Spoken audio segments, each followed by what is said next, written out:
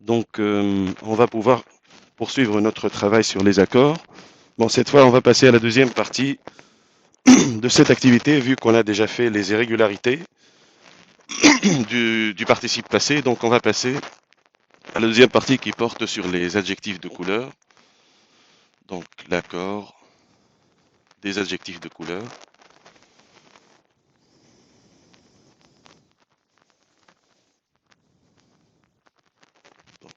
C'est beaucoup plus simple, évidemment, que le participe passé, mais il y a quand même des choses à rappeler, surtout des explications à faire. C'est ce qui m'intéresse a priori, c'est les explications, la logique derrière les règles. Parce que comme je le dis toujours, pour les choses qu'on croit être simples, d'habitude, on n'explique pas la règle, hein. On dit juste que voilà, ça s'accorde, ça ne s'accorde pas, mais sans expliquer pour autant, hein, pour quelle raison. Donc justement, c'est aussi les explications qui m'intéressent ici. Donc la consigne, c'est d'expliquer l'accord ou l'absence d'accord des adjectifs de couleur employés dans les extraits suivants. Bon, on va commencer par quelques généralités, quelques rappels. À titre de rappel d'abord. Donc, on va commencer par le plus simple.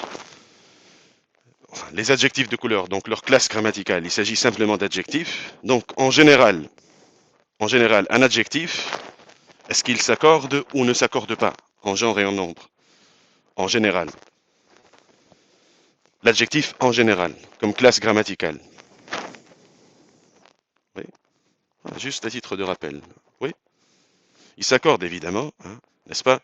Donc l'adjectif comme classe grammaticale. Bon, après, on va voir ce qu'il en est pour les adjectifs, ce qu'il en est des adjectifs de couleur. Mais bon, l'adjectif en général, l'adjectif, la classe grammaticale de l'adjectif, s'accorde donc généralement en genre et en nombre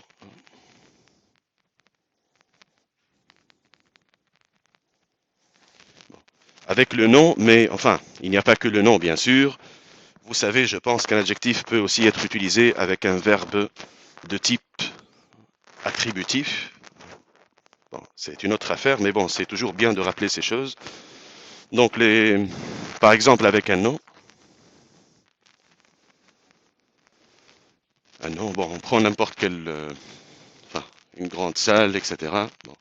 Après, on reviendra à cette question de l'adjectif quand on travaillera sur les expansions du nom, hein, mais dans un autre registre. Donc, il s'accorde avec le nom, ou bien lorsqu'on a un verbe attributif, donc lorsqu'il est employé avec un verbe attributif.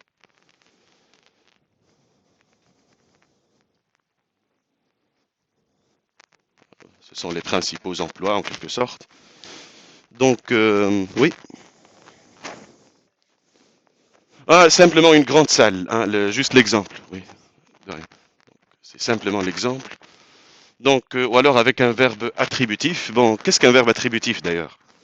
À titre de rappel, toujours. Sur le plan grammatical, c'est un verbe qui permet d'introduire ce qu'on appelle un attribut du sujet ou un attribut de l'objet, hein. C'est-à-dire un commentaire ou une description, hein, du sujet ou de l'objet, du COD. Bon, parmi les verbes attributifs les plus utilisés, on a bien sûr l'auxiliaire être, ou des verbes tels que sembler, paraître,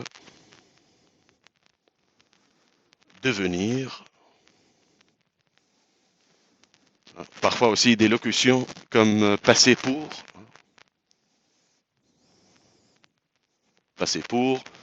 ou encore avoir l'air, etc. On reviendra aussi sur l'accord des mots après avoir l'air. Ce n'est pas toujours simple. Bon, donc avec un verbe attributif, je prends toujours les exemples les plus simples. La salle est grande, la salle semble grande, la salle paraît grande, etc. Donc, paraît grande, par exemple. Donc, bien sûr, là, c'est un adjectif qui attribue du sujet de la salle avec un verbe attributif.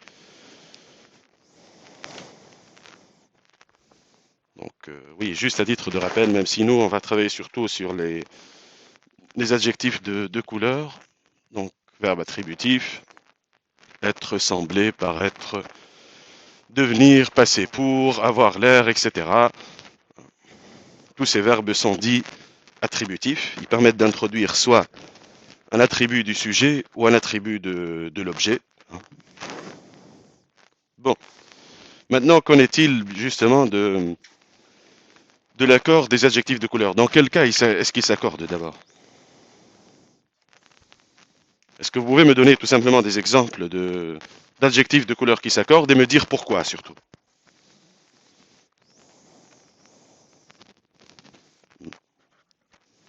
Enfin, les plus simples, hein, les plus courants. Enfin, rouge, vert, jaune, blanc, etc. Ils s'accordent tous, mais est-ce que vous savez pourquoi?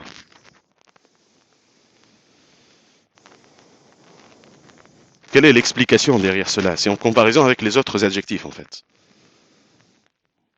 Bon, si vous prenez un adjectif très utilisé tel que par exemple orange, hein, tout simplement, qui ne s'accorde pas, hein, qui ne prend jamais de S, comme vous le savez.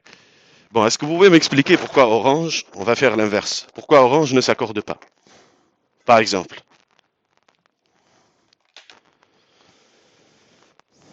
Tout le monde sait en général que voilà, c'est un adjectif de couleur qui ne s'accorde pas, mais oui, quelle est l'explication derrière cela?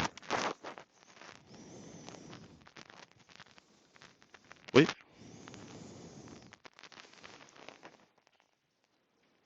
il y a... Oui, bonjour. Donc il y a un verbe entre... Oui, est-ce que vous pouvez me donner un exemple?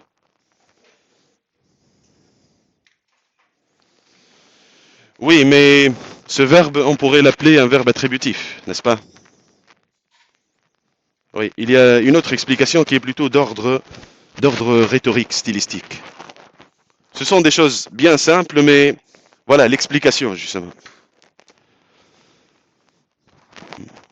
On parlait justement des adjectifs de couleur, hein, la deuxième partie de l'activité. Donc un adjectif comme orange, qui ne s'accorde pas.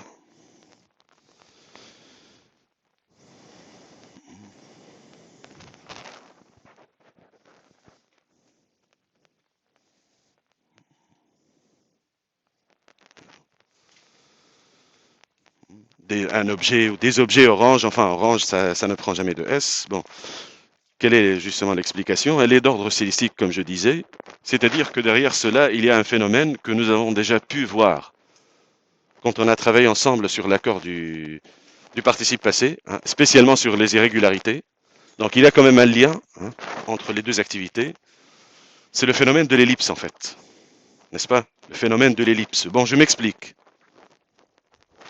Par exemple, prenez n'importe quel exemple. Enfin, je ne sais pas pourquoi le premier nom qui me vient toujours à l'esprit, c'est le mot chemise. Bon, bref, on va prendre ça. Peu importe. Donc, des chemises orange. Donc, orange ne prend pas de S parce que c'est de la couleur d'une orange. De la couleur d'une orange ou de l'orange en général. Donc, tout cela a été supprimé en fait. De la couleur de, parce que ça vient à la base d'un nom commun. C'est issu d'un nom commun, une orange. C'est pour cela que ce type d'adjectif ne s'accorde pas. D'accord? Donc, c'est le phénomène de l'ellipse. Il y a aussi un autre phénomène. Toujours en parlant de ces adjectifs de couleur invariable. Une autre explication d'ordre stylistique aussi, par rapport au style, aux figures de style. Comment on dit lorsque, plutôt que de désigner tout l'objet, hein, tout l'objet, on le désigne par une partie. C'est quoi ce phénomène ce fait de style? Plutôt que de désigner tout l'objet, on le désigne par une partie. Je vous donne un exemple très connu. Enfin, parce que les figures de style ne sont pas toujours, que littéraires, elles sont utilisées, hein, fréquemment, oui.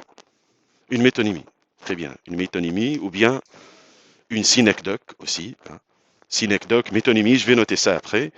Donc, c'est lorsqu'on désigne, en fait, un objet, quel que soit cet objet, hein, ça peut être un animé, un inanimé, peu importe, par une partie, par exemple. Bon, prenez l'exemple très courant, boire un verre. Hein. C'est l'exemple type. Boire un verre. Lorsqu'on dit boire un verre, donc on ne boit pas le verre en fait, on boit ce qu'il y a à l'intérieur du verre. N'est-ce pas? Donc on utilise le contenu pour désigner le contenant. Hein. On utilise une partie de l'objet pour désigner tout l'objet. Boire un verre, par exemple, n'est-ce pas? Donc, c'est un exemple justement de métonymie ou bien de synecdoque hein, qui est valable pour ces adjectifs-là parce que lorsque vous dites de la couleur d'une orange, on prend seulement une caractéristique de l'orange qui est la couleur et on l'utilise pour l'adjectif. Est-ce que c'est clair ou non? Jusque-là, je vais noter tout cela de toute façon, mais oui, j'aimerais d'abord que ce soit tout à fait clair. Donc, pour les adjectifs de couleur invariable, donc premier cas,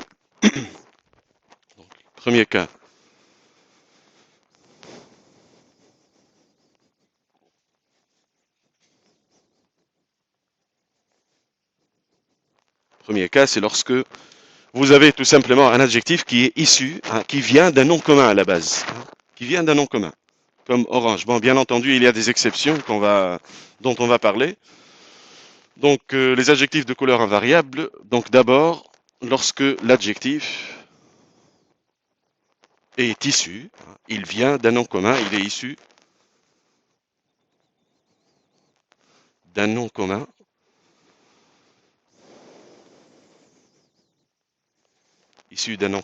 comme orange, qui est vraiment l'adjectif type. Donc, orange qui reste toujours invariable. Voilà. Bon, on va changer un peu des vêtements orange, des maillots, enfin ce que vous voulez. Donc, ça reste invariable parce qu'il est issu d'un nom commun. Donc, l'explication stylistique derrière cela, c'est le phénomène de l'ellipse, plus, donc la métonymie, c'est un peu, oui, c'est général, la synecdoque aussi. Donc, phénomène d'ellipse. Donc, de la couleur d'une orange. C'est ça ce que ça veut dire à la base. Donc, de la couleur d'une ou de l'orange. Donc, tout cela a été bien sûr supprimé de la couleur d'une. Et puis, donc le phénomène de métonymie ou bien synecdoque. Métonymie ou bien synecdoque. Je vais écrire le mot avec un Y, comme la plupart des mots savants. Donc, métonymie ou bien synecdoque, c'est donc désigner donc l'objet, le tout, hein, l'objet par une partie, hein, par une de ses parties, par une partie. C'est comme, voilà, retenez bien boire un verre, c'est un très bon exemple. Donc ici, on retient seulement la caractéristique de la couleur. Voilà, pour l'explication. Bon, après, vous n'avez pas forcément besoin de me dire, moi je vous donne, enfin, différentes approches. Mais enfin, je vous le dis tout de suite que enfin, on reparlera de ça aussi, lors du contrôle, vous n'avez pas forcément besoin de me dire, il y a une ellipse, il y a une métonymie, etc. Il suffit de me dire qu'il est issu, par exemple, d'un nom commun, hein, ou qu'il n'est pas issu d'un nom commun. Donc, voilà, ellipse, de la couleur d'une orange, métonymie ou bien synecdoque, désigner l'objet par une partie. Par une partie, oui, comme boire un verre, oui. Si, si, métonymie, c'est plus général. Métonymie, parfois, on a aussi des cas un peu plus rares quand même. C'est lorsqu'on désigne une partie par un tout, hein, ou le tout par la partie. Ça s'appelle une métonymie. Et plus largement encore, c'est la métaphore. Parce que bon, oui, ça c'est ce qu'on pense. On pense que la métaphore, c'est une figure qui désigne juste une métaphore. Hein. C'est-à-dire le fait d'utiliser, bon, dire qu'une métaphore, c'est une comparaison sans l'outil comparatif, ça n'aide pas vraiment. Ça consiste juste à utiliser un mot dans un sens qui est différent de son sens propre, hein, tout simplement. Bon, après, on peut dire que, vous voyez, la métonymie, la synecdoque, la personnification et même la comparaison sont toutes, pour ces figures de style, sont toutes des métaphores. Ça relève de la métaphore, hein, en général. Donc, oui, la métaphore, c'est un mot qui est assez générique, en fait. Ça ne désigne pas que une métaphore.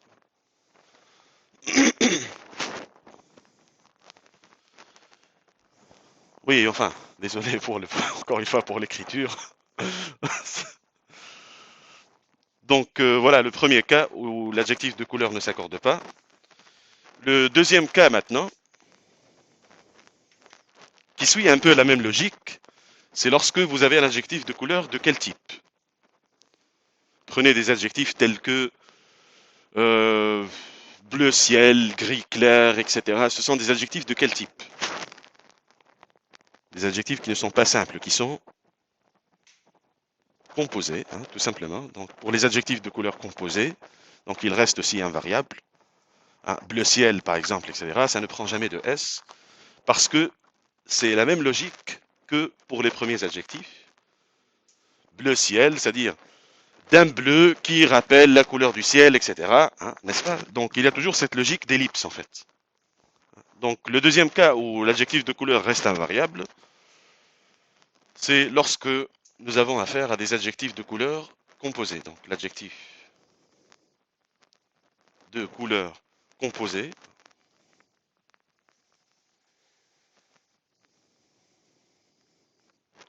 avec des adjectifs tels que, par exemple, enfin encore une fois un adjectif typique, type, donc c'est bleu ciel, gris clair, etc.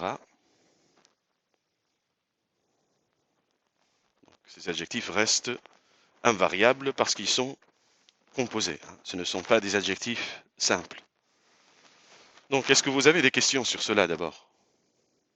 C'est à titre de rappel, mais si vous avez des questions, bien sûr, n'hésitez pas. Donc, au début, oui, j'ai évoqué cette question de l'emploi de l'adjectif avec un nom ou avec un verbe attributif. C'est juste à titre, encore une fois, de rappel, hein, très généralement.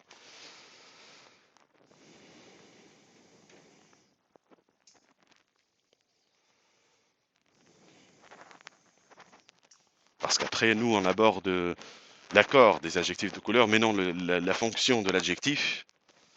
Mais c'est toujours bien de rappeler ces fonctions.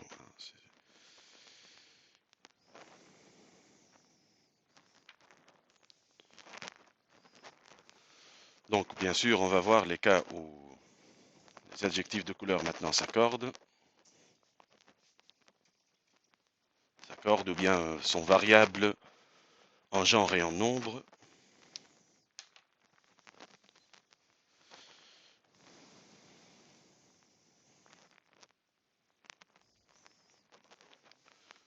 Bon, les adjectifs de couleur s'accordent. Enfin, vous connaissez bien sûr, évidemment, enfin, beaucoup d'adjectifs de couleur qui s'accordent, vert, jaune, noir, blanc, etc. Mais pourquoi ces adjectifs s'accordent en fait?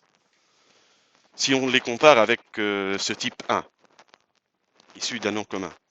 Donc, inversement, lorsque l'adjectif de couleur n'est pas, tout simplement, n'est pas issu d'un nom commun, il ne s'accorde pas. Lorsqu'il est abstrait, des adjectifs tels que rouge, bleu, jaune, etc. Ce sont des adjectifs de type abstrait qui ne s'accordent pas, qui ne sont pas issus de noms communs.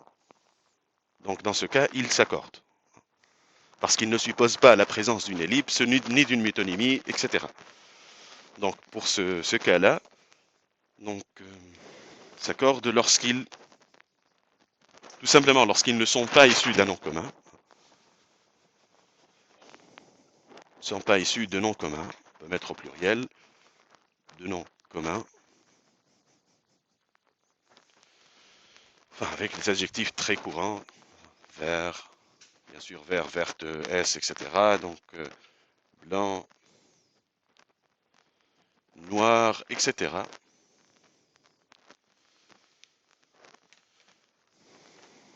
Bien entendu, il existe des exceptions qui s'expliquent à la fois par l'usage et aussi, donc, dans d'autres cas, par l'étymologie. Donc, les exceptions notables, bon, il y a aussi d'autres adjectifs, mais je vais citer peut-être les plus fréquents. Donc oui, est-ce que vous connaissez des exceptions à cette règle, hein? Issu d'un nom commun n'est pas issu d'un nom commun. Il y a une exception qui est très courante, justement, enfin un peu paradoxalement. Par exemple, des adjectifs tels que rose, hein, rose, donc qui est à la base normalement issu d'un nom commun. Vous êtes d'accord? Et qui pourtant s'accorde.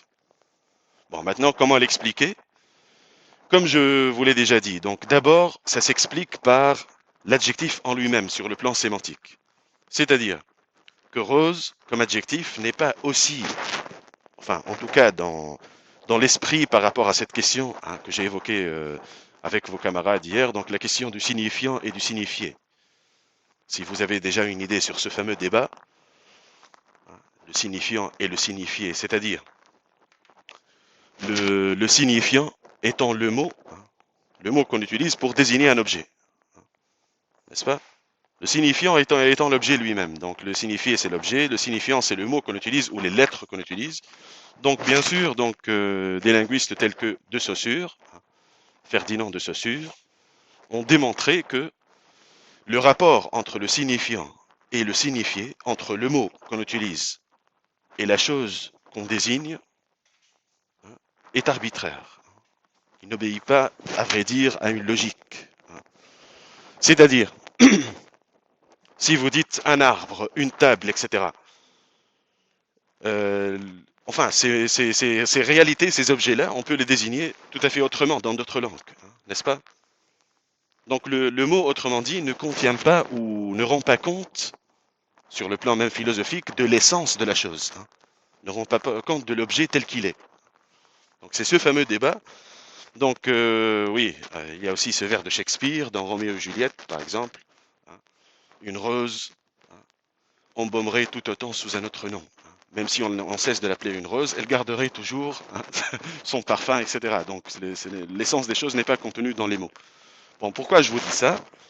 C'est par rapport à cet emploi enfin, de l'adjectif rose, qui est très connu, bien sûr, mais qui seulement,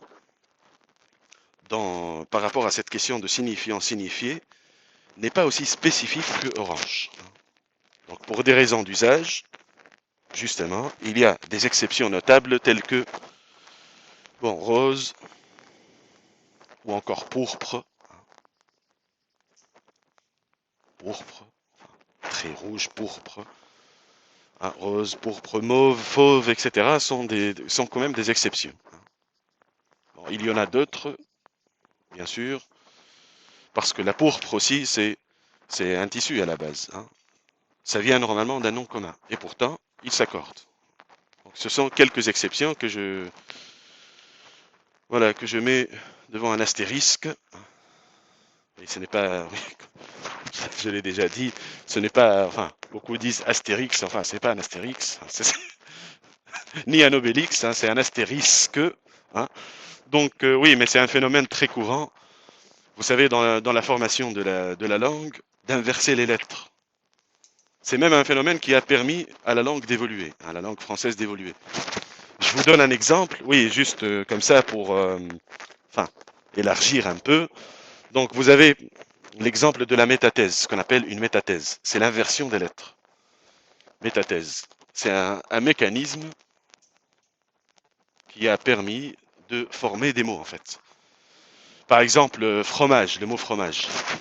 Si vous ouvrez un dictionnaire d'ancien français, vous allez trouver la forme formage. Formage, c'était formage avant. Après, on a inversé les lettres, on a commencé à dire fromage. Parce que, enfin, le fromage a une forme, tout simplement. Voilà. À la base, c'est comme ça. Après, on a inversé les lettres. C'est un phénomène qu'on appelle un phénomène de métathèse. Voilà. Juste entre parenthèses, je profite un peu de ces occurrences.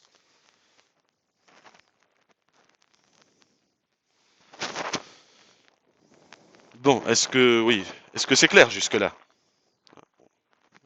On va travailler bien sûr sur des exemples.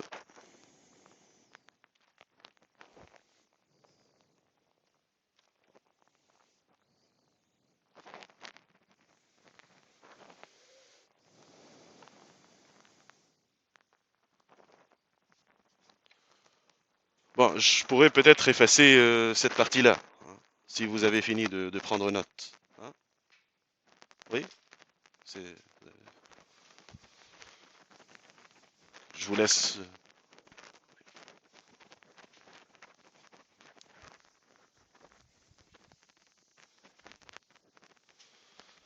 Bon,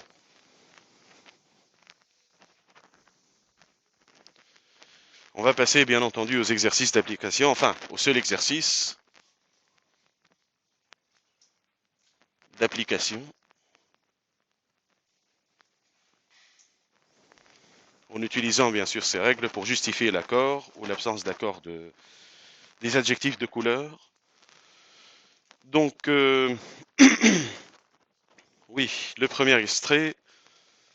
Donc, on va bien sûr identifier les adjectifs de couleur et expliquer leur accord, ou l'absence d'accord, bien sûr. Donc, le premier extrait vient de Madame Bovary.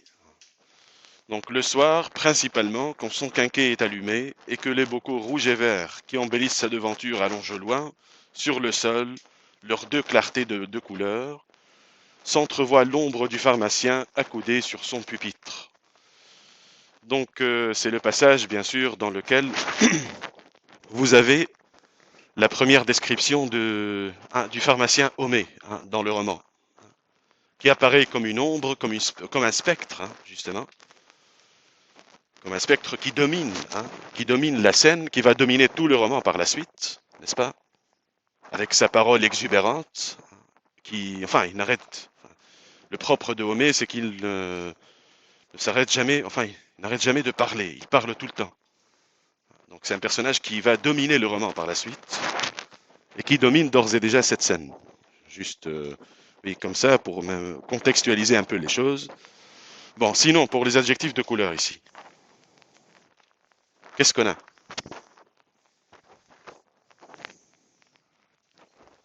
Qu'est-ce qu'on a comme premières occurrences? Oui? Rouge et vert, tout simplement, oui. Oui, seulement, oui, ici, ils s'accordent. Pourquoi? Parce que ils ne sont pas issus de noms communs, ce sont des adjectifs abstraits, etc.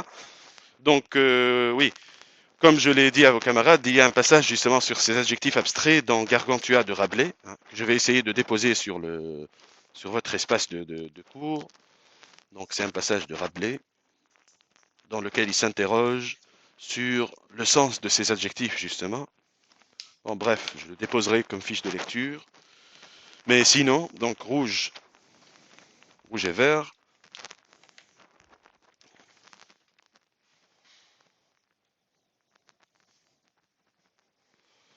Donc, ce sont deux adjectifs coordonnés, bien sûr, qui s'accordent. Donc, accord, parce que les deux adjectifs sont abstraits ou ne sont pas issus de noms communs. Sont abstraits, donc, ou bien ne sont pas issus de noms communs.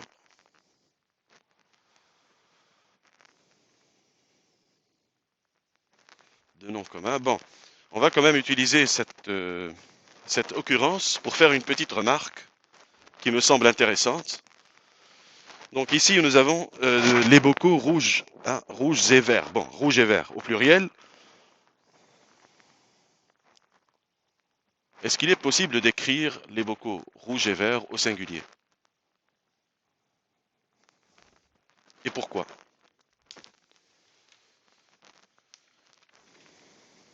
Si on prend la même occurrence, rouges et verts, enfin au pluriel. Donc rouge et vert. Est-ce qu'il est possible de mettre ces deux adjectifs au singulier?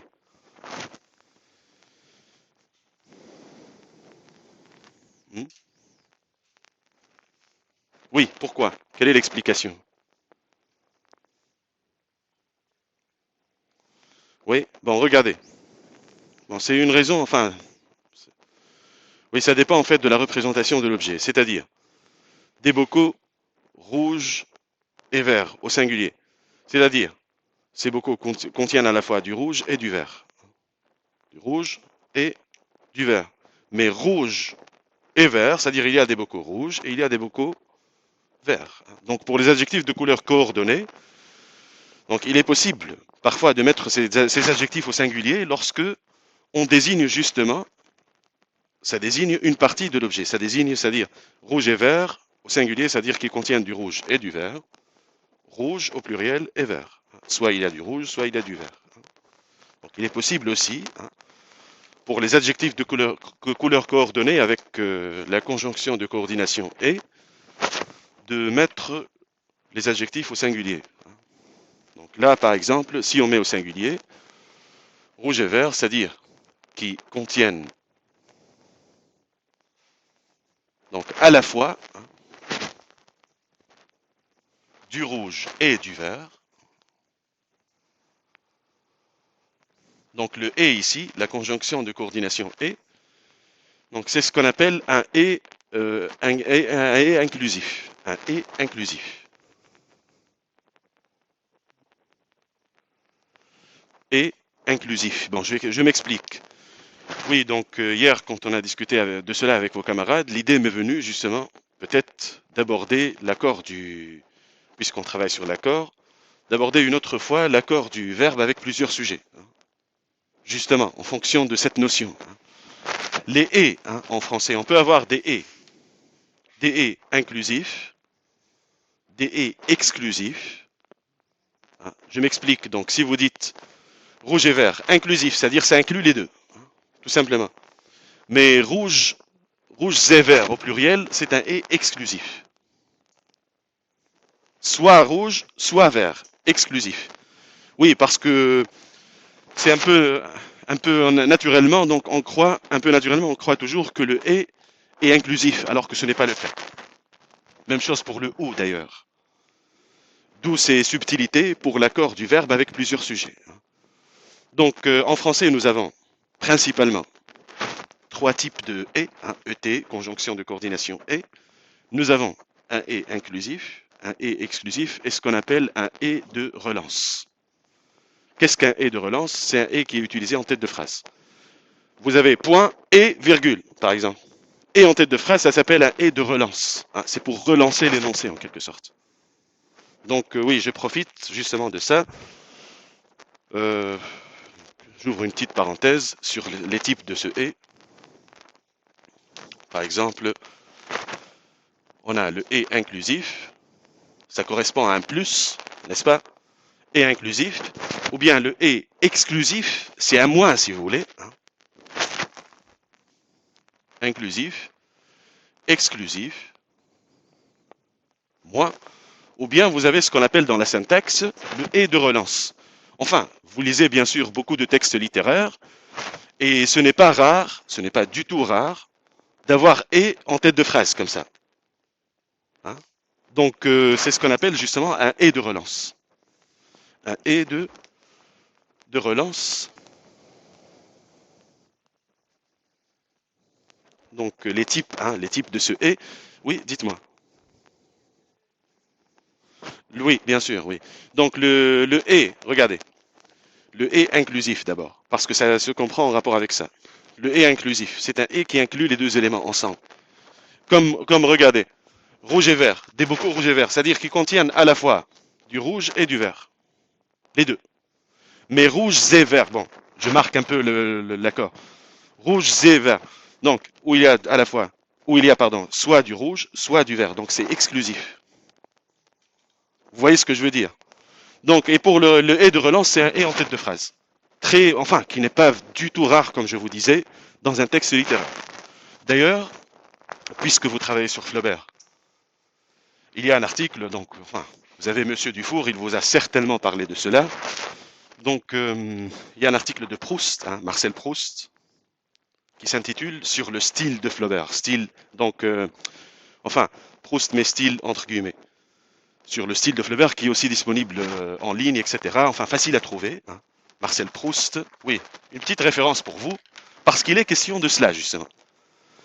Dans cet article, il est question un peu, c'est un petit point de l'article, il est question de ce et de relance chez Flaubert. Flaubert l'utilisait beaucoup, et Marcel Proust l'a remarqué. Donc, vous avez cet article de Marcel Proust sur le style de Flaubert. Le style, Proust le met entre guillemets, sur le style de Flaubert, pardon, ce n'est pas le style de Proust.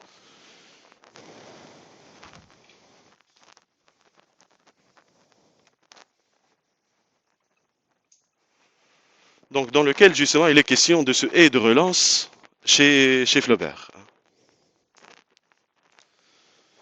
Oui, par exemple, hier, j'ai donné l'exemple à vos camarades, avec le ou aussi. Bon. Parfois, ça peut modifier l'accord du verbe avec lorsqu'il est conjugué avec plusieurs sujets. Donc, oui, l'exemple, c'était quoi déjà? C'était, oui, le président de la République ou le Premier ministre. Bon, si on prend une phrase comme ça, le président de la République ou le Premier ministre, est-ce que vous dites présidera ou présideront la réunion? Présideront. C'est présidera en fait, parce que c'est un ou exclusif. C'est l'un des deux, ils ne peuvent pas tous les deux présider la réunion. Donc c'est ce qu'on appelle un ou exclusif. Donc ça se met au singulier pour le verbe. D'accord? Donc le président de la République ou le Premier ministre présidera la réunion, parce que c'est un ou exclusif, ils ne peuvent pas le faire tous les deux, c'est l'un des deux. Donc oui, exclusif, ou de nature exclusive. Bon, oui, peut-être qu'on... Je pense qu'il serait bien de revenir sur cette question de l'accord du verbe avec plusieurs sujets, avec ou, avec i, mais avec ou, pardon, avec et avec ni aussi. Oui, on va le faire. Pourquoi pas? Pour faire quelque chose de nouveau par rapport à ce que je fais d'habitude au premier semestre.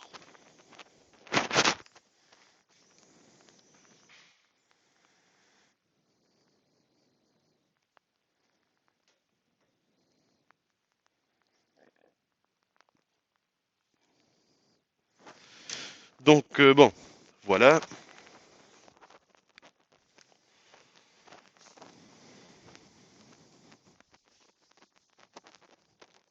On va passer bien sûr au deuxième exemple. Bon, on notera seulement les cas qui méritent maintenant d'être notés, pour ne pas répéter à chaque fois la même chose. Oui, bon, deuxième extrait. La lune, couleur de sang, resplendissait dans un cercle pâle, et leurs langues écarlates, fendues comme des harpons de pêcheurs, s'allongeaient en se recourbant jusqu'au bord de la flamme. Le lac où du sang avait coulé s'étalait plus loin comme une grande mare pourpre. Alors, oui, qu'est-ce qu'on a ici comme occurrence, comme emploi ou occurrence d'adjectifs de couleur? Oui. Pâle, oui, est-ce que pâle est un adjectif de couleur? Regardez, si vous avez un autre adjectif de couleur avant, rouge pâle, etc., noir pâle, peu importe, blanc pâle, dans ce cas-là, ça devient un adjectif de couleur. Mais pâle en lui-même, ça n'indique pas spécialement la couleur. C'est un autre, oui, c'est un autre type d'adjectif. D'accord? Donc, mais ce n'est pas vraiment un adjectif de couleur, mais écarlate, oui, je suis d'accord. Donc, écarlate, qui constitue un cas exceptionnel, n'est-ce pas? Qui s'accorde parce que l'écarlate, c'est aussi, à la base, donc un nom commun. Donc, ici, écarlate, très rouge, de la couleur du sang. Vous avez cet extrait de Salammbô de Flaubert, ce grand roman historique, ou plutôt poético-historique de Flaubert, dans lequel justement on a un déchaînement de violence, de beaucoup de sang. Donc bon, bref, oui, comme disait Flaubert lui-même à propos de ce roman, donc il y a un passage un peu amusant dans la correspondance de Flaubert. Donc il a dit lors de la publication de ce roman, il a dit Baudelaire va adorer. Parce que il y a du sang, il y a des, enfin, un déchaînement de violence un peu partout. Donc bon, oui, c'est un roman très violent, mais aussi, poétique, poétique, ce roman Salammbô. Donc bref, donc là on a écarlate, qui constitue bien sûr une exception. Donc exception. Donc s'accorde, bien qu'il ne soit pas abstrait, qu'il soit à la base issu d'un nom commun.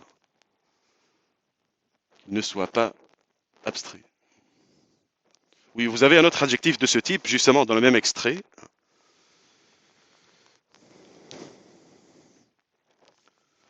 Comme une grande mare à la fin. Pourpre. Pourpre, je l'ai cité aussi comme exception. Pourpre, ici il s'accorde. Seulement, rappelez-vous, ce que j'ai dit pour les participes passés reste valable aussi pour les adjectifs de couleur. Pas de S, etc., mais il s'accorde avec le féminin singulier. Donc, mais c'est un adjectif qui s'accorde aussi. Donc, même chose pour pourpre,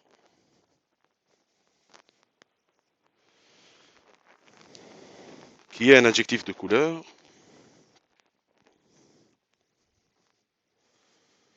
Et puis, donc, une autre remarque aussi. Au début de l'extrait, la lune couleur de sang. Bon, c'est vrai que sang ici est un nom, n'est pas un adjectif, hein. Mais sang peut aussi être utilisé comme adjectif de couleur. Il peut être utilisé comme adjectif de couleur. Dans ce cas-là, il ne s'accorde pas, évidemment, parce qu'il est issu d'un nom commun, le sang, hein, de la couleur du sang, etc. Donc, oui. Donc, si vous avez sang comme adjectif de couleur, il reste invariable, évidemment.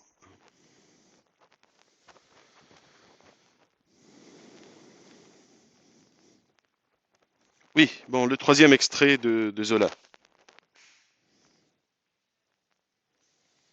Oui, alors, de Germinal.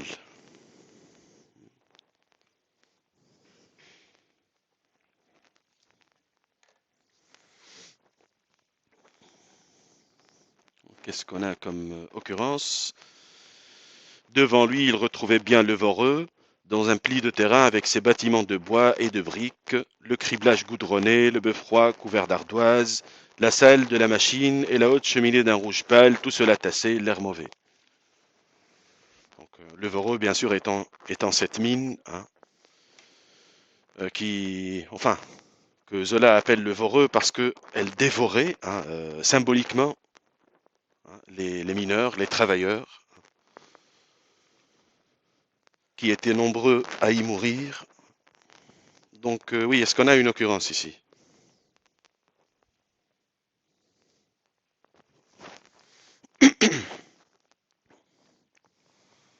Une occurrence d'adjectif de couleur, évidemment. Oui.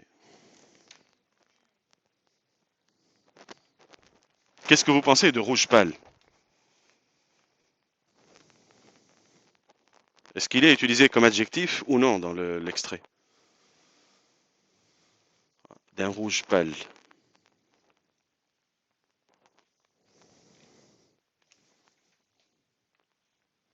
Comment est-ce qu'il est utilisé dans cet extrait? Bien sûr, rouge pâle peut évidemment être un adjectif de couleur. Mais dans notre extrait, comment est-ce qu'il est utilisé? De quelle façon? Sur le plan grammatical. Oui. D'un rouge pâle. Donc il est utilisé comme oui à titre de comparaison ou comme non, n'est-ce pas tout simplement? N'est-ce pas? D'un rouge pâle. Donc aussi, donc un rouge pâle, à la base c'est un adjectif qui est utilisé comme nom, hein. J'ai évoqué ce phénomène de dérivation impropre, n'est-ce pas? Lorsqu'on utilise un mot, ou un groupe de mots, ça dépend, dans une classe de mots, une classe grammaticale qui n'est pas sa classe d'origine. Rappelez-vous, par exemple, lorsqu'on utilise des adjectifs comme nom, hein. Le merveilleux, hein. Par exemple, le merveilleux. Merveilleux, c'est un adjectif. Le merveilleux, c'est un nom, hein. Ou alors, lorsqu'on utilise un adverbe comme nom, hein. Le bien, le mal, etc. Donc voilà, lorsqu'on utilise un mot dans une classe grammaticale qui n'est pas la sienne, qui n'est pas sa classe enfin initiale, ça s'appelle un phénomène de dérivation impropre. Donc là, bon, c'est une dérivation impropre, mais si c'était un adjectif, est-ce qu'il s'accorderait ou ne s'accorderait pas? Et pourquoi? On va supposer que c'est un adjectif. Donc là, dans le texte, il est utilisé comme nom. C'est ce qu'on appelle d'ailleurs un adjectif substantivé. Un adjectif substantivé, le substantif étant bien sûr le nom, hein, tout simplement. Donc dérivation impropre. Adjectif substantivé. Adjectif substantivé, utilisé comme substantif ou comme nom. Bon, si c'était un adjectif de couleur maintenant. Rouge pâle, est-ce qu'il s'accorderait ou non? D'après ce qu'on a déjà dit.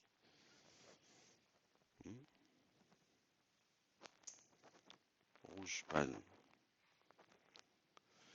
Oui, vous voyez bien une occurrence ici avec pâle, mais qui est précédée d'un autre adjectif. Bon, bref. Alors, rouge pâle. Oui, c'était plutôt vous. Bon, c'est pas grave. Alors, rouge pâle. Allez, d'après ce qu'on a dit. Si c'était un adjectif. Oui. Il est composé, oui, composé. Donc il ne s'accorde pas. Voilà, tout à fait. Donc, comme adjectif, c'est en tant qu'adjectif ou comme adjectif. Donc, c'est un adjectif composé qui reste invariable ou qui ne s'accorde pas. Invariable.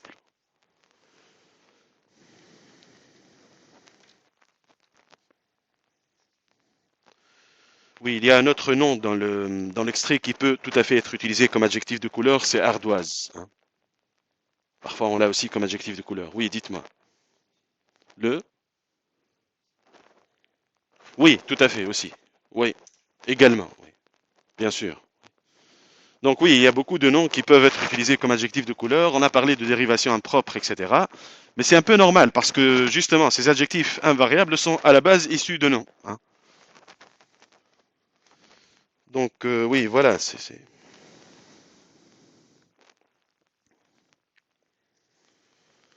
Oui, enfin l'extrait suivant, c'est un extrait d'une nouvelle de Maupassant en famille, dans laquelle Maupassant décrit une scène de pillage domestique. Bon, bref, ce genre de scène que Maupassant se plaisait à décrire. Monsieur Caravan en voulait particulièrement au docteur Chenet, qu'il retrouvait tous les soirs au tramway, orné d'une décoration quelconque, blanche, bleue, orange ou verte. Bon, oui, avec cette ironie sur les décorations, etc. Enfin, donc Maupassant, comme Flaubert, raillait souvent, faisait de l'ironie. Donc, il raillait ses décorations. C'est comme dans Madame Bovary, Homais à la fin qui vient de recevoir la Croix d'honneur. Voilà, parce que, bon, à un moment, c'est-à-dire surtout au 19e siècle, il y a eu une espèce d'inflation en la matière. C'est-à-dire, on a commencé à donner des décorations, enfin, décorer tout le monde. Oui. Donc, Flaubert et Maupassant, oui, profitaient de ça, enfin, faisaient souvent de l'ironie, justement, sur ça, c'est-à-dire le fait de décorer tout le monde, de décorer n'importe qui. Bref, donc, bon, là, on a des cas, enfin, vraiment communs. Blanche, bleue, orange ou verte. Bon, orange, c'est un adjectif, ça rejoint bien sûr les adjectifs qui ne s'accordent pas parce qu'ils sont issus de noms communs. Donc, pour les autres adjectifs, donc c'est tout à fait l'inverse. Ils s'accordent parce qu'ils ne sont pas issus de noms communs. Je pense que c'est simple. Donc, orange, donc ne s'accorde pas. Oui, je mets juste les cas pour être méthodique. Donc, ne s'accorde pas. Donc, est issu d'un nom commun.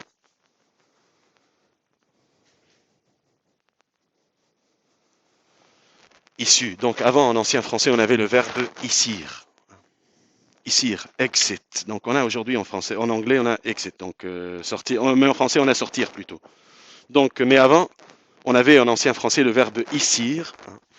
Bon, voilà, je profite un peu de cette occurrence. Issir, I2SIR, qui n'existe plus aujourd'hui. Par exemple, si vous lisez le Perceval, le chrétien de Troyes, vous allez tomber sur ça. Fort del manoir, sa mère ici. C'est-à-dire, sa mère sortie du château.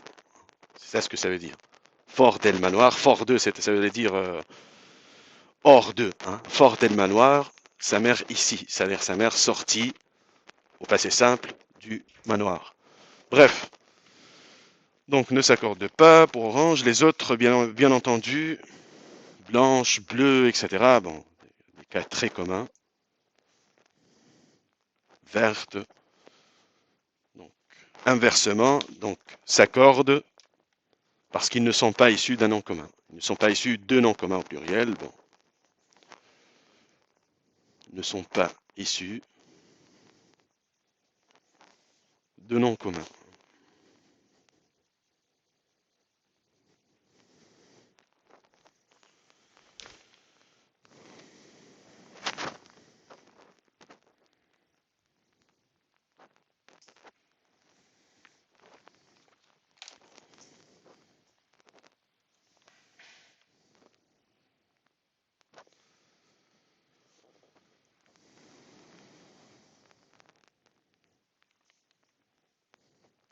Bon, alors ensuite, allez, qui voudrait nous lire l'extrait suivant? Donc,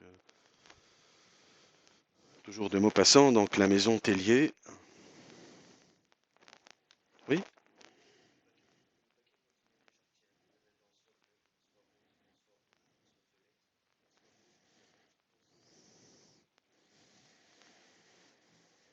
Oui, très bien. Donc, qu'est-ce qu'on a ici comme adjectifs de couleur? Enfin, ils sont très nombreux, mais on va retenir surtout les adjectifs, enfin, les plus, oui, intéressants. Qu'est-ce qu'on a ici? Oui? Violette, mauve, ponceau aussi. Ponceau qui n'est pas un adjectif, oui. Enfin, pas très utilisé, mais qui existe, hein, le ponceau. Donc, on dit aujourd'hui un rouge ponceau, je crois. Bon, oui, spécialement dans le textile, hein. Oui, donc ponceau qui vient d'un nom commun, qui rejoint, par exemple, orange, qui ne s'accorde pas. Ponceau, plus, donc ponceau. Bon, évidemment, vous n'êtes pas appelé à connaître tous les adjectifs invariables, mais bon, là, c'est un exemple un peu plus rare. Donc, vous avez mauve aussi qui constitue une exception, comme on a dit. C'est comme pour écarlate et pourpre. Donc, mauve qui constitue une exception à la règle. Même chose d'ailleurs pour un autre adjectif de couleur, violette, hein, violet. Donc, c'est aussi un adjectif de couleur qui présente, hein, ou qui représente une exception. Donc, mauve, on a aussi violette, parce que normalement, il est issu aussi d'un nom commun. Donc, même chose. Ce sont des exceptions notables.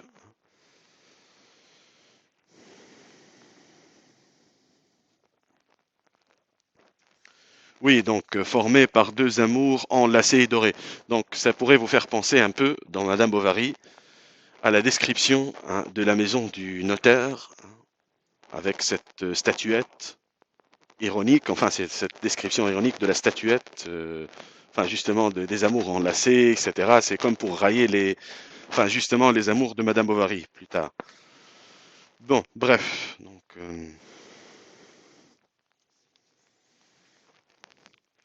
oui. Ensuite, bon, on a déjà évoqué la question, donc des balles rouges et bleues et rouges et bleus. Qu'est-ce qu'on a dit sur ça? Donc rouge et bleu qui contiennent à la fois du rouge et du bleu. Donc autrement dit, donc rouge et bleu au singulier, c'est ça. Donc, rouge et bleu qui contiennent du rouge et du bleu.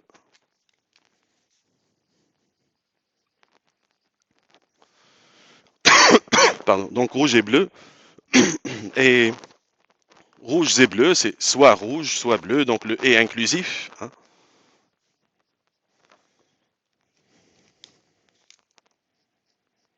Donc voilà la différence. Donc rouge et bleu.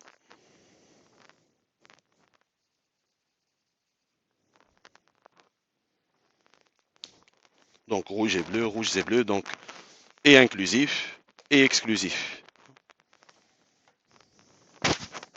C'est clair, je pense, hein, pour cette histoire de et inclusif, exclusif, qui explique que pour des adjectifs coordonnés, on peut très bien avoir deux accords, hein.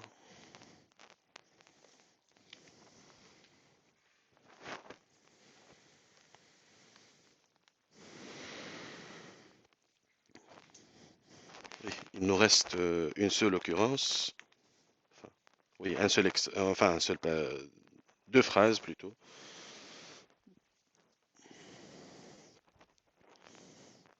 Alors, qu'est-ce qu'on a après, par la suite? Des chemises bleu vif et des murs blancs cassés. Donc, c'est quel type d'adjectif? Là encore, composé. Donc, il reste un variable qui ne s'accorde pas, bien entendu. Donc, oui, ça suppose aussi la présence d'une ellipse, comme j'ai dit, des chemises bleu vif d'un bleu qui est vif, hein, blanc cassé d'un blanc qui est cassé. Donc, finalement, on a aussi le phénomène de l'ellipse, hein, encore une fois. C'est comme lorsqu'on a travaillé sur les irrégularités de l'accord du participe passé, rappelez-vous. passé les premières maisons, fini, etc. en tête de phrase, hein, dont l'absence d'accord s'expliquait justement par l'ellipse. Donc là, c'est le retour de l'ellipse, mais pour les adjectifs de couleur. Hein. Donc là, je disais que pour bleu vif, blanc cassé,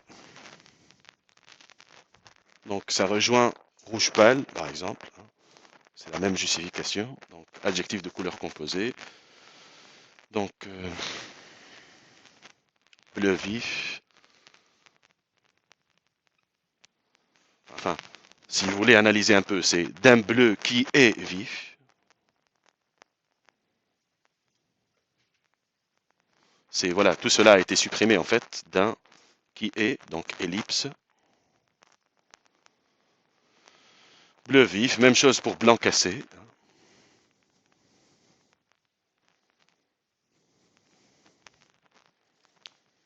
Bleu vif, blanc cassé, etc. Donc voilà, c'est la même logique. Bon, voilà pour les adjectifs de couleur. Enfin, je ne pense pas qu'il y ait besoin de s'y attarder encore, enfin encore plus. Est-ce que c'est clair pour vous? Oui, bon, parce que c'est simple de toute façon, mais bon, on va aborder par la suite euh, un autre accord, hein, plus complexe évidemment. C'est l'accord des noms composés, hein, qu'on va commencer bien sûr aujourd'hui. Donc l'accord des noms composés. On va parler aussi de ces différentes approches, hein, la grammaire, enfin plutôt pas la grammaire, mais l'orthographe classique, l'orthographe dite réformée de 1990, parce que justement ça nous concerne, enfin ce débat justement hein, nous concerne ici, comme vous allez pouvoir le constater, pour certaines occurrences du moins. Voilà. Je vous distribue d'abord les fiches sur l'accord des noms composés, comme je vous disais.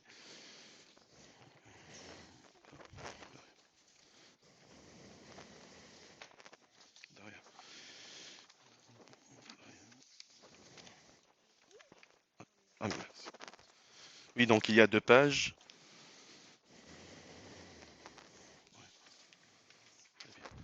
Donc dans ces fiches, vous avez la consigne de mettre tout simplement les noms composés que vous avez ici au pluriel. Bien sûr, on va expliquer à chaque fois l'accord ou l'absence d'accord, évidemment. Ils sont classés par classe grammaticale. Hein. Vous l'avez certainement remarqué. Par exemple, nom plus adjectif, ou verbe plus nom, etc. Donc, justement, pour les noms composés, comme on va pouvoir le constater ensemble, l'accord dépend surtout donc de la classe grammaticale des mots qui composent ces noms. Et aussi, on va voir qu'il y a aussi des explications, bien sûr, d'ordre sémantique, hein, relatives au sens. C'est toujours le cas pour ces accords, hein, qui souvent posent des questions sémantiques. Donc, voilà. C'est la partie suivante de ce chapitre sur les accords.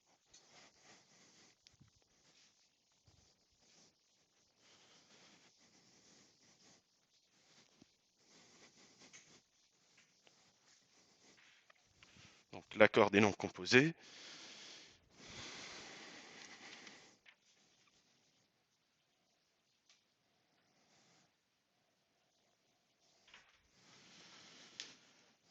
Oui, cette fois, on va commencer d'abord par les exercices d'application, puis mettre en place, bien sûr, ou formuler plutôt les règles suivant les cas. Exercice d'application. Donc, première classe, ou plutôt première combinaison de classes grammaticales, on a la classe nom plus nom. On va commencer par cette combinaison de classes grammaticales. Nom plus un autre nom.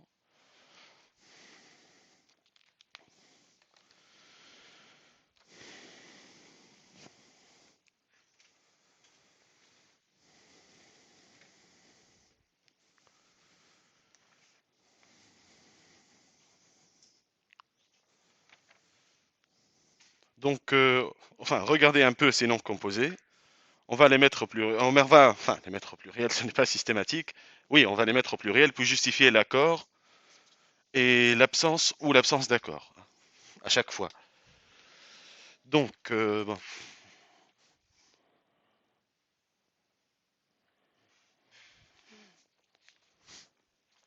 On commence par le premier. Enfin, ce sont des noms, bien sûr, pour la plupart, enfin, très courants, enfin, très fréquents, qui appartiennent au registre courant. Un chou-fleur. Comment vous le mettez au pluriel? Quel est votre premier réflexe, en fait? Normalement, le premier réflexe, c'est de mettre un S à la fin, tout simplement, hein. Mais sauf que, bien sûr, ça ne marche pas comme ça, hein. Il y a des règles qui régissent ces accords. Donc, pour ce premier nom composé, comment on fait?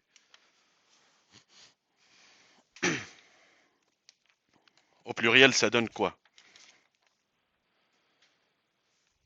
Des...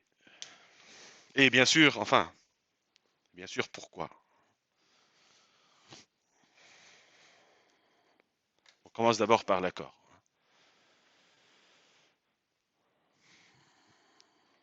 Oui. Alors, oui.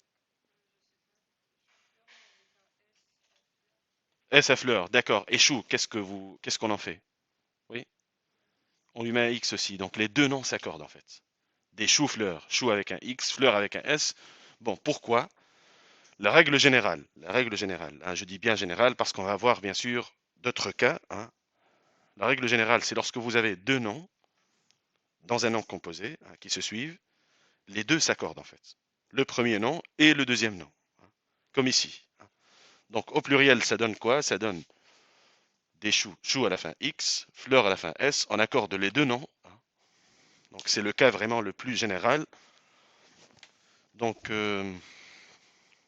là, c'est nom plus un nom, tout simplement le cas le plus basique. Donc les deux noms s'accordent.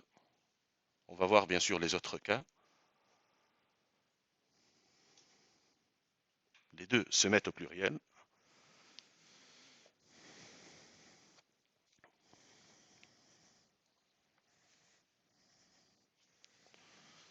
L'intérêt, bien sûr, c'est de comparer cet accord avec les autres qui vont suivre.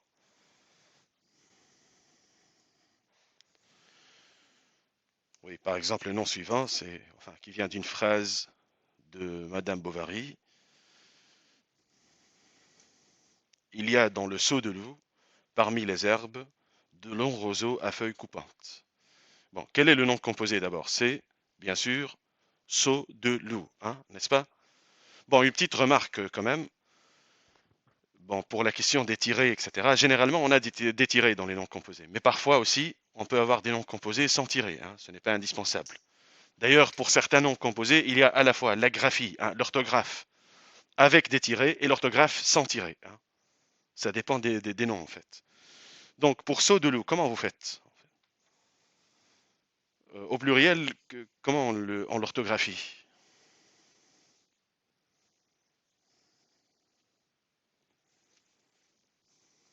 Saut de loup. C'est quoi la différence avec, par exemple, chou-fleur? Saut de loup. Oui. Oui. Et il y a toujours deux noms, on est d'accord. Mais qu'est-ce qu'il y a entre les deux? Oui, il y a, pardon, j'ai cru comprendre deux, un, deux. Bon, oui, il y a la préposition de. Oui, exactement. Donc, cette préposition de, qu'est-ce qu'elle va modifier au niveau de l'accord? Ça a un rapport avec ce que j'ai dit la dernière fois. Rappelez-vous, CED, COI, etc. Oui, on met un SK, on met un S seulement à SO. Enfin, je vous explique pourquoi. Il y a deux raisons. Une raison d'ordre sémantique, le sens, une raison grammaticale. On commence par la raison grammaticale. Des sauts de loup. Saut avec un S, loup sans le S parce que de loup est un COI. De quoi? N'est-ce pas? C'est un COI qui ne s'accorde pas, qui ne prend pas la marque du pluriel. Et puis loup ici, la raison sémantique, si vous voulez,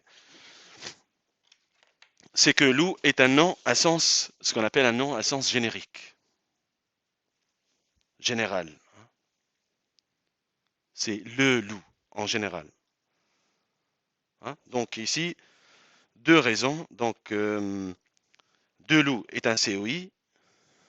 Et puis, donc, on a un nom à sens générique. Bon, bref, pour formuler une règle ici. Si on a deux noms dans un nom composé et que le deuxième complète le premier, notamment avec deux, hein, le deuxième complète le premier. Donc le premier nom s'accorde, mais le deuxième reste invariable. N'est-ce pas? Donc ici, des sauts de loup, au pluriel, on met un S seulement à saut. Parce que deux loups, donc loup complète saut. En fait, de quoi? C'est un COI en plus. Donc là, donc nom, le nom 1 plus le nom 2 qui le complète. Nom qui le complète. Ici, en plus, on a 2, la préposition 2. Donc, le premier nom s'accorde, alors que le deuxième reste invariable. C'est la règle lorsqu'on a un nom qui complète un autre. Donc, le premier nom s'accorde, alors que le deuxième qui le complète reste invariable.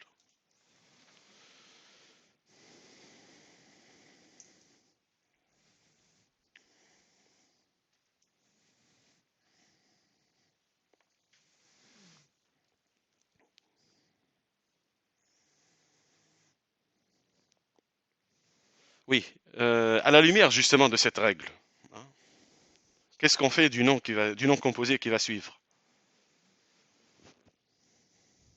Oui, un arc-en-ciel. Comment vous le mettez au pluriel? Oui, S seulement à arc. Hein. On ne met pas de S à ciel. Bon, là, c'est encore plus évident que ciel est un nom générique. C'est le ciel en général. D'accord? De plus, le deuxième nom complète le premier, cette fois avec en, EN. Donc, même règle. Des arcs en ciel. Au pluriel, on met un S seulement à arc. On ne met pas de S à ciel parce qu'il complète arc en fait.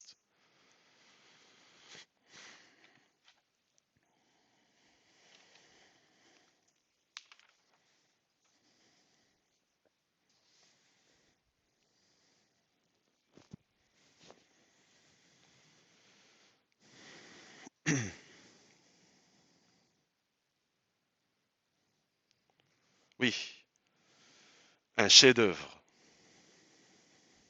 Un chef-d'œuvre. Oui,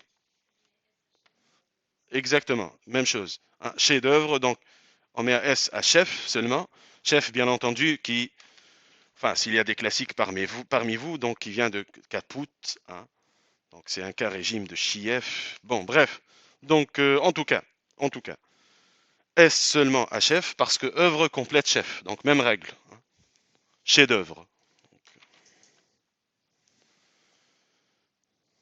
Chef-d'œuvre. S à chef, mais pas à œuvre. C'est exactement la même règle. Un premier nom plus un deuxième nom qui le complète. Le deuxième nom reste invariable et le premier nom s'accorde.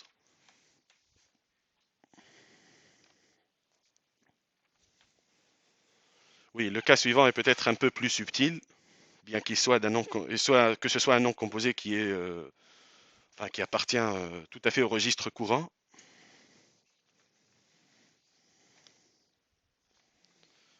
Alors, une station-service.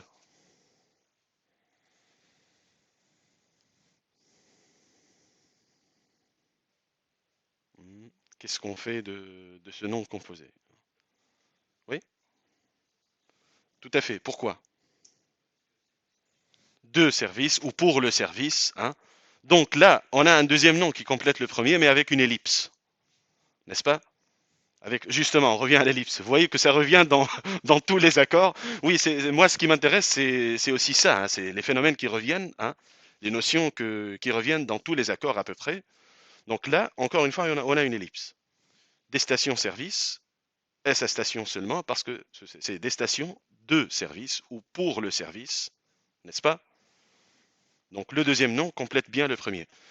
Rappelez-vous, je crois que au tout premier cours, quand on a commencé à parler de l'accord du participe passé, je vous ai donné l'exemple un timbre-poste.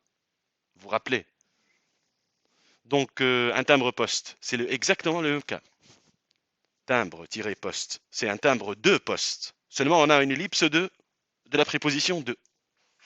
Donc même chose au pluriel, des timbres-postes, timbre avec un S, poste sans le S.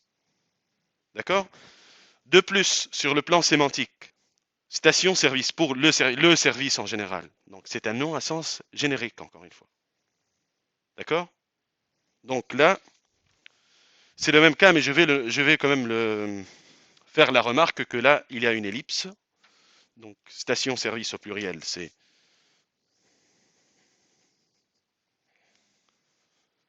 Donc on notera l'ellipse de 2, que je mets entre parenthèses. D'habitude, pour l'ellipse, quand on restitue les mots qui sont supprimés, on les met simplement entre parenthèses.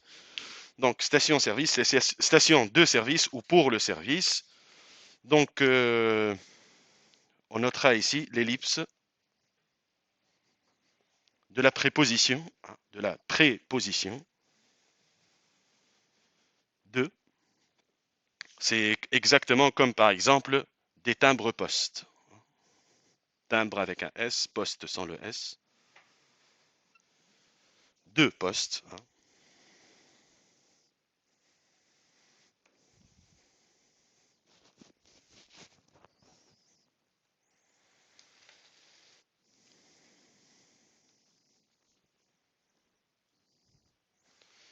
Bien.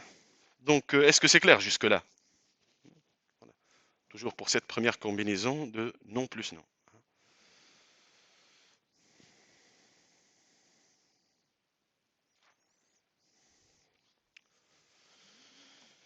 Bon. Oui, le cas suivant mérite aussi quelques remarques. Un tête-à-tête. Comment vous le mettez au pluriel? Qu'est-ce qui vous semble d'abord le plus logique?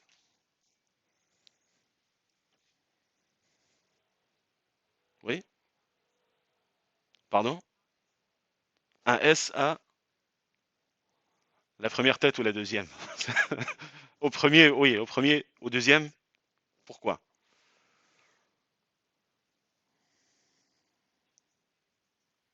Hmm. Bon, c'est un cas un peu, oui, un peu particulier, je dirais. Surtout que pour beaucoup de ces noms composés, on a tendance à les utiliser beaucoup plus au singulier qu'au pluriel. Et c'est normal parce que beaucoup de ces mots comportent des noms à sens générique, justement. C'est pour ça qu'on a tendance, justement, à les mettre au singulier. Mais ces accords sont bien sûr à connaître. Donc bon, pour tête à tête, c'est un cas aussi qui est particulier parce que à la base, tête à tête, exactement comme face à face, c'est exactement enfin, le même cas sur le plan grammatical. Bon, je m'explique. À la base, ça vient de ce qu'on appelle, première explication, de ce qu'on appelle une locution adverbiale. Une locution adverbiale. Non, c'est très simple. C'est très simple. Donc, je vais vous. Oui, d'ailleurs, oui, pourquoi pas les locutions. Bon, qu'est-ce qu'une locution adverbiale? C'est tout simplement une expression qui a le sens d'un adverbe. Une expression qui a le sens d'un adverbe. Bon, par exemple, des expressions telles que tout à coup. Hein. Tout à coup, ça a le sens de soudain. Donc, c'est une locution adverbiale. Ce qu'on appelle une locution adverbiale. Bon, je noterai cela, bien entendu. Donc, à la base, ce nom composé a le sens d'un adverbe. L'adverbe, comme on le sait, enfin, la classe de l'adverbe ne s'accorde pas. Donc, première explication, ça constitue quand même un cas assez particulier. Des tête-à-tête restent invariables. On ne met pas de S, hein, ni au premier tête, ni au deuxième. Invariable. Deuxième explication. Deuxième explication. Tête-à-tête. C'est comme lorsqu'on dit être en tête-à-tête avec quelqu'un. N'est-ce pas? Donc, tête, sur le plan sémantique, c'est un nom qui a un sens générique. Générique. Général. c'est même un mot qui a un sens abstrait. Être en tête à tête, ça ne signifie pas forcément être en tête à tête physiquement, mais c'est être en tête à tête. C'est voilà, c'est être avec quelqu'un tout simplement, n'est-ce pas? Avoir une conversation privée, etc. Donc c'est comme face à face,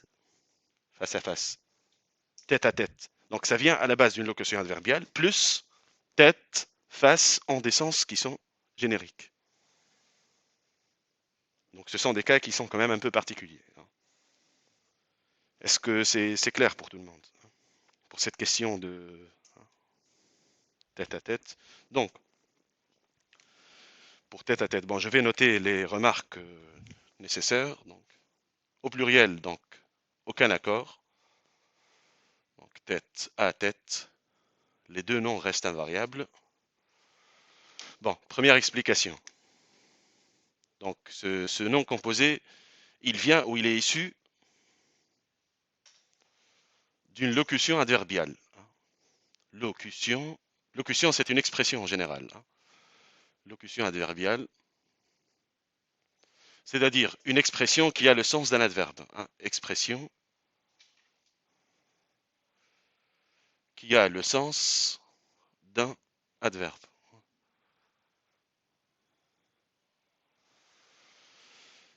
Première explication. Deuxième explication, les deux noms ici, tête, le premier, aussi bien le premier nom tête que le deuxième, ont un sens générique. Générique, général, générique. Donc, sens générique du nom tête, c'est-à-dire aussi bien le premier nom que le deuxième. Du nom tête. Donc c'est exactement comme pour face à face qui reste aussi invariable. Un face à face, des face à face, invariable aussi, pour les mêmes raisons.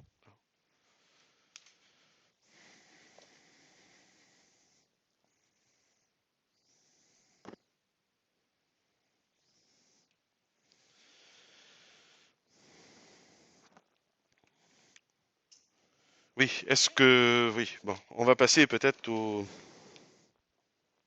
nom suivant. Un pot-au-feu. Alors, au pluriel. Oui, allez-y. Oui, bon, en fait, pour ce nom, et ça aussi, ça vient compliquer la chose, il y a deux accords possibles.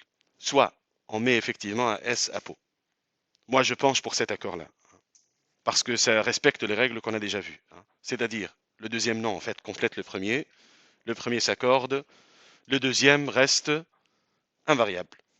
Il y a aussi une tendance, je dirais, à mettre pot-au-feu, à le mettre à la forme invariable, au pluriel, en considérant que, à la base, c'est justement une locution adverbiale. Bon, quel accord choisir? Bon, une petite remarque quand même. Si je vous pose la question au contrôle, par exemple, sur les accords des noms composés, vous n'êtes pas obligé de me mettre tous les accords possibles. Un seul accord, ça suffit, à condition qu'il soit bien sûr correct. Vous n'êtes pas obligé de me mettre toutes les approches, toutes les explications. Ce n'est pas ce que je vous demande. Mais moi, bien sûr, enfin, il faut que j'utilise toutes ces approches-là pour que le cours soit complet. Donc ici, pour pot-au-feu, donc on a deux façons de l'accorder. Mais moi, je dirais que je suis d'accord avec cet accord-là, c'est-à-dire pot avec S et feu sans le S. En plus, feu est un nom à sens générique. Oui. Je pense aussi qu'il y a même une troisième raison, si on veut aller plus loin. Une troisième raison, c'est un phénomène qui est intéressant, le phénomène de l'euphonie. Oui, je vous mettrai peut-être des extraits, des petites fiches comme ça sur le... Enfin, pour aller plus loin, enfin, c'est ce qu'on appelle l'euphonie, si vous savez un peu ce que c'est. Euphonie, avec E-U-P-H, euphonie. Bon, euphonie, c'est lorsqu'on modifie un mot pour des raisons de prononciation. Il se peut aussi que le fait de considérer qu'on ne doit pas mettre de S à pot soit dû à des raisons de prononciation. Pour ne pas prononcer pose-feu, enfin pour garder le T, quoi. Tout simplement. Vous avez aussi le phénomène de l'euphonie, par exemple, même dans la conjugaison. Par exemple, pour des verbes à l'impératif, parle-en. Comment vous l'écrivez? Parle-en. Parle-en à quelqu'un, par exemple. Parle-en, vous ajoutez un S à parle. Mais ce S, il n'existe pas dans la conjugaison de l'impératif à la base. Parle, parlons, parler. Il n'y a pas de S dans parle. C'est le cas pour tous les verbes du premier groupe d'ailleurs. Pas de S, mais on ajoute un S pour des raisons d'euphonie, pour la prononciation. Parle-en, par exemple. D'accord? Donc ça peut même s'expliquer par ça, pour des raisons euphoniques, d'euphonie. Oui, c'est bien de connaître ces phénomènes. Donc là, pour pot-au-feu, donc au pluriel, enfin moi je suis porté vraiment à mettre un S à pot pour les raisons qu'on a expliquées. Donc le deuxième nom qui complète le premier et qui a en plus un sens générique, complète le premier et, enfin de surcroît, il a un sens générique. Bon, je vais quand même noter le deuxième accord qui existe. Donc plus, bon, je vais mettre un petit astérisque parce que, à mon avis, c'est un accord un peu douteux. Bon, bref, mais ça existe. Pot-au-feu, donc sans le, enfin invariable, sans le S à pot. Donc ça peut s'expliquer soit parce qu'on considère que c'est une locution adverbiale, un peu comme tête à tête, mais ce n'est pas vraiment le cas ici, je pense. Ou alors pour des raisons de phonie, de prononciation de phonie, pour garder en fait le T, tout simplement. Mais ça existe comme accord.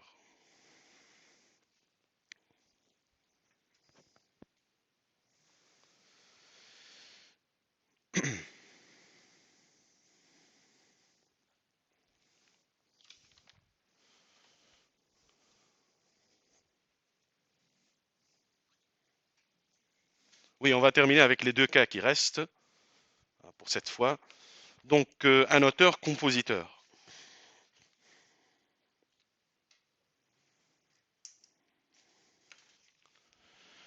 Alors, au pluriel, oui. S partout, oui. S à auteur et S à compositeur, oui. C'est très simple, c'est comme chou-fleur. Donc, on a un nom plus un autre nom. Le deuxième nom ne complète pas le premier, etc. Donc, l'accord se fait ici, c'est simple. Il n'y a pas de doute à avoir. D'ailleurs, il n'y a qu'une seule façon d'accorder ce nom composé.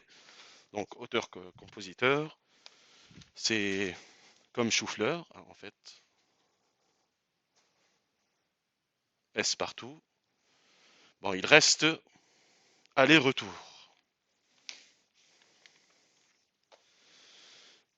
Un aller-retour.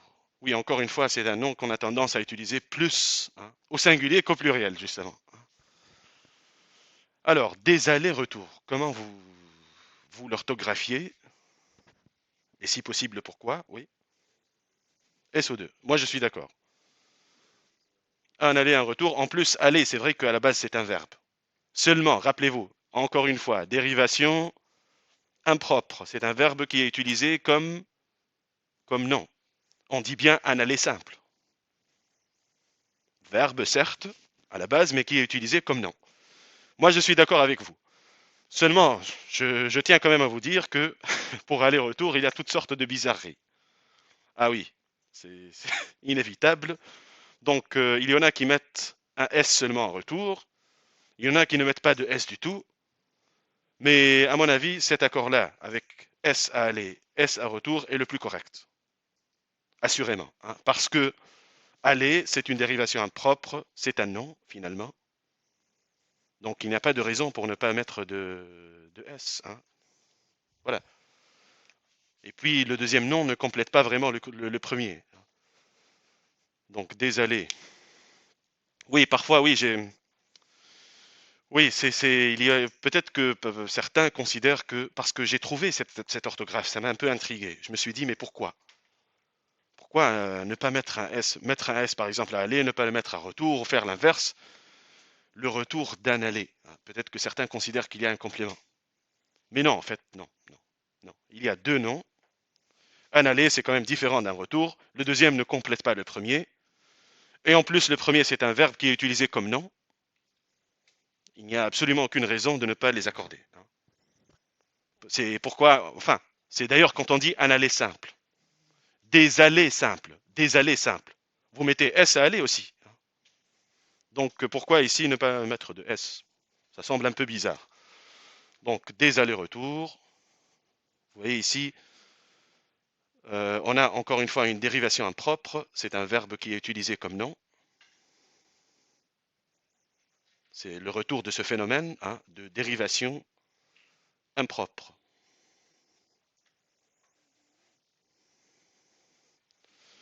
Donc non plus non, pas de rapport de... Voilà, hein, le deuxième complète le premier, etc. Donc les deux noms s'accordent normalement. Donc bon, voilà, on s'arrêtera à ce niveau, hein, pour ces accords de noms composés.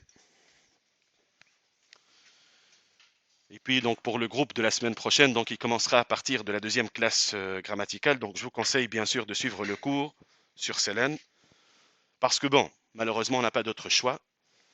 Donc et bien sûr, si jamais vous avez la moindre question, enfin si vous avez le moindre doute, vous m'écrivez, hein, vous m'envoyez un mail, vous m'écrivez, je vous répondrai, hein. Absolument, oui. Il sera posé sur pour le, vous voulez dire pour le cours de la prochaine fois. Oui, oui, je vous explique ce qu'on va faire en fait. Vu que la prochaine fois, vous allez être absent. Donc en fait, moi, je vais déposer d'abord le cours d'aujourd'hui, pour ceux qui n'ont pas été présents aujourd'hui. Et la semaine prochaine, je déposerai le cours de la semaine prochaine pour vous en fait.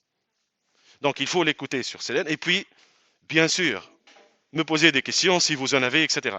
Mais bon, une petite remarque pour le... Enfin, je vous dirai pour la date du contrôle, etc. On a encore le temps. Mais pour le module de révision, je ne le ferai pas de cette façon, hein. Je répéterai le même cours pour les deux groupes. Parce que ça me semble plus logique quand même.